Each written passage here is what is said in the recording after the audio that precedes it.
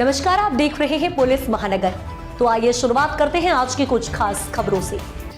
महाराष्ट्र की राजनीति में एनसीपी अजीत दादा गुट के भीतर चल रही अंदरूनी कलह के बीच अब एक और अहम जानकारी सामने आई है, जिसमें जब से सुनेत्रा पवार ने राष्ट्रवादी कांग्रेस पार्टी की कमान संभाली तभी से पार्टी के भीतर बड़े बदलाव और नेताओं की नाराजगी को लेकर चर्चाओं का दौर तेज हो गया है। राजनीतिक गलियारों में यह अटकलें लगातार लगाई जा रही हैं कि पार्टी के वरिष्ठ नेता सुनील तटकरे और प्रफुल्ल पटेल को धीरे धीरे किनारे किया जा रहा है। चर्चा ये भी है कि एनसीपी के नए पदाधिकारियों की सूची में प्रफुल्ल पटेल का नाम शामिल नहीं किया गया है, जबकि सुनील तटकरे का नाम भी प्रदेश अध्यक्ष के तौर पर सामने नहीं आया।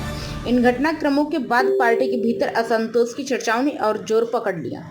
सूत्रों के अनुसार सुनेत्रा पवार और इन दोनों नेताओं के बीच रिश्तों में खटास आ गई। इसी के बाद 12 मई को एक महत्वपूर्ण राजनीतिक घटनाक्रम सामने आया, जब सुनील तटकरे अचानक मुंबई के स्थित शरद पवार के सिल्वर ओक के आवास पर उनसे मिलने पहुंचे। अब नई जानकारी में यह भी सामने आया कि तटकरे से पहले प्रफुल्ल पटेल भी उसी दिन शरद पवार से मुलाकात कर चुके थे।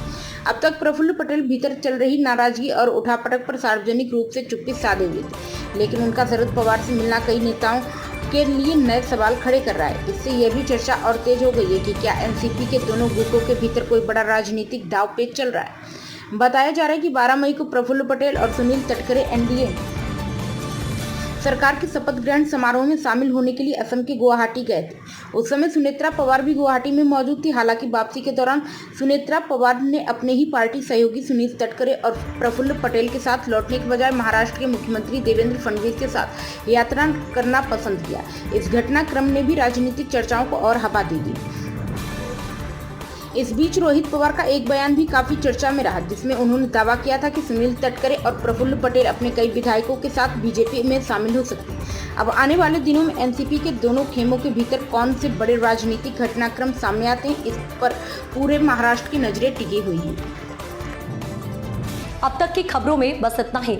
ऐसे ही खबरों के लिए बने रहें हमारे साथ। तब तक के लिए नमस्कार।